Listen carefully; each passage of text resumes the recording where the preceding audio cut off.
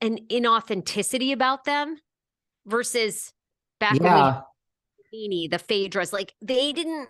A lot In of it was other words, you're claiming that they are thirsty. In other words.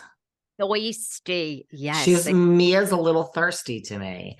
And also, I mean, did you see this? That I mean, and I haven't like delved into this, but apparently, like, Monique and Chris are not coming back to Love and Marriage Part 2 this next season.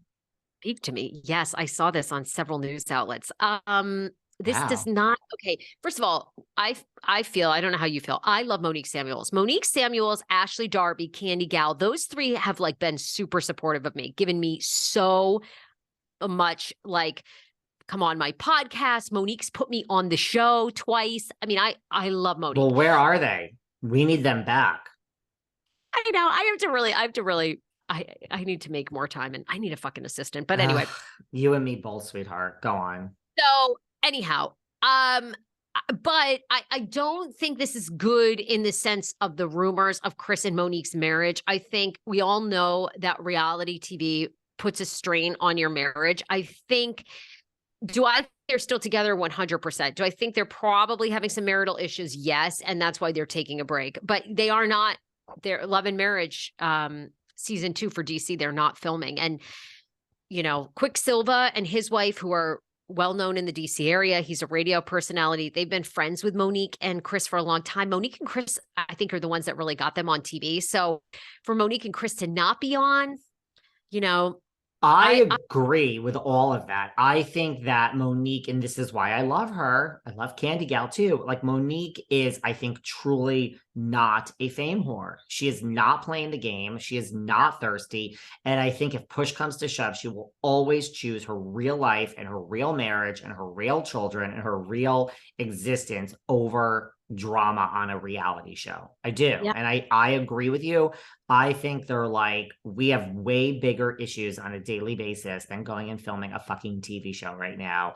And I think she's fighting for her marriage. I agree with everything. And more power to her, because let's go down the list of Desperado, New York and Potomac and Miami and let's go down the list of all the desperados that would do anything. Picture of Jennifer Aiden in New Jersey, if her marriage was falling apart. You think she would say, oh, I'm going to sit this one out? No, she would be like, bring it on. And yay, I have a storyline. I do. So I respect Monique for not going forward. And I also don't think that's so great about her marriage. I don't think it's good for them. I mean, I hope they work it out. Like I've met Chris several times. Chris is so nice. I mean, they're terrific together. Again, you know, you don't live with them. You don't know, but I hope they have 3 beautiful children. So I hope that good for them for stepping away from a show. If that's the reason, I don't know. Maybe it could be other reasons, but that's what people are saying. So I hope it works. By the way, staying on Potomac for one more minute, apparently Michael Darby has spoken out that he is not happy about Luke and Ashley, Luke and Ashley. I want Michael Darby to make an appearance so badly. Can we also get Michael Darby on Behind the Velvet Rope / or ex Sarah Fraser show? I have tried, sweetheart. So like, can you make that one happen? I have had my team reach out to him. It never happens. I want Ashley. I want Candace back. I want Monique back. I want Ashley back. Can you hire an assistant when we hang up to do all this? By the way, I mean, I also want to know what's really going on with Luke and Ashley. No one's really, I mean, is there a real statement? Like, do we know for sure? They're hanging out. And where does he live? Minnesota, I think, like normally or something. I think between Minnesota and New York. Yeah. Says he's making the effort. They're having a ball. I believe they were at Topgolf in Virginia over the weekend, the Thanksgiving weekend. Hello. They are still hot and heavy. And Michael Darby, apparently, according to Ashley, doesn't want her to be with anybody.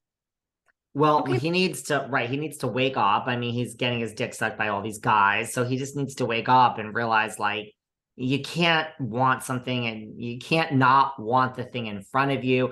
Although I think she probably wanted this divorce more than him. I mean, that's the sense I get. She says that, by the way, in the article. She says the more time that goes, the more she's very happy about it. And yeah, I mean, I'm sure they had a lot more going on in their marriage, but I think, you know, look, guys obviously wants to get down with who he wants to get down with. I think before you have kids, that's like all good. I don't think she cares. I think she's very open. But once you have 2 young sons, and I mean, I think Mike likes to party, and I think it's like, you're trying to take care of Michael. If she ends up with Luke, and so funny, someone in the comments, I think on our YouTube was like, how did Ashley Darby go from being a sugar baby to a sugar mama in like 1 week? Like, she is a sugar mama. Because let me tell you something, Luke Gulbranson on Winter House / Summer House, he's not even on Summer House anymore. He ain't earning even a third of what Miss Darby earns in her Bravo paycheck. So they must earn like peanuts on Winter House and Summer House, don't you think? I mean, they have like a quarter of the rate. Peanuts. Yeah. I would. Oh, and by the way, the rumor is, I'm not going to say where I heard this. You can put 2 and 2 together with how we started the show. But rumor is that the TLC people ain't so taken care of financially. That's the rumor. How dare you speak about my like that, David? Well, I mean, listen, I love I love 1,000-pound sister just like the next, and sister wives and brothers who fuck their mothers, and I love all that shit. But I don't know if TLC is paying pretty well. You know who does want to be paid pretty well? The one, the only, Tinsley Mortimer. Tinsley, oh my God, we need Tins back. What do you think is going on with her? Because I read in the Post, and of course, all the New York Post people, but I had read that she was like not interested in coming back to this legacy show.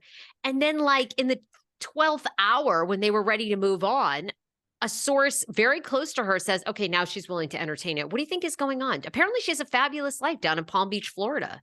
I mean, look, I think Tinsley is also really authentic. I don't think she needs the money, unlike all the rest, and I think that I don't think Tinsley's really like dying for the fame. Yeah, of course, I think she loves it, but she was the it girl on Page 6, back when she was on the CW on her other reality show way back in the day, which was all about her, called High Society. I just think Tinsley, like, I think she's more into like life, and I think she's wounded and she wants a man. And I mean, listen, it's hard. Like, if you're this isn't going to film for 9 months, this legacy show. But I think, like, yeah, if you love your life, to come back to New York. I mean, what are we going to get her an apartment? Is she going to live back in the Marmar Hotel? Like, how is this going to look? But look, with Ramona being out, and like Jill Zarin in, and Kelly Bensimon, and Countess Luann, and Sonja and Dorinda, that's 5. We can't have the kiss of death 5. They need 2 more. It's like, it is process of elimination. Like, I think they need Tinsley more than she needs them. You tell me, who are the remaining 2 spots